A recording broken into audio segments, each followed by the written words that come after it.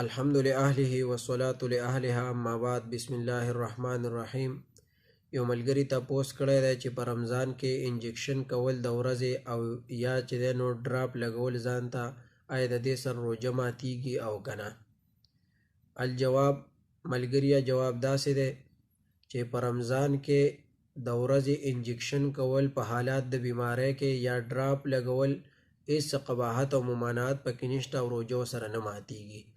البته که یو سړی د طاقت ډراپ یا د طاقت ستنې ځان ته په رګ کې هم ولګولې او د ده خېټې ته په هغې کې څه طاقت او قوت لاړ او د هغې نه ورته څه خوراک لاړ نو بیا ورسره هم روژه نه ماتیږي او نه ورسره مکروهه کیږي. روژه ورسره په هیڅ حالات کې نه ماتیږي. که څوک د طاقت ډراپ لګوي یا د طاقت ستنې لګوي په رمضان کې او یا بیمار دی د بیماری په حالات کې د انجکشن لګوي او یا چې دی نو ځان ته ډراپ لګوي نو په هیڅ حالات کې د روژه نه ماتیږي او نو سره روژې ته څه نقصان رسي. والله اعلم.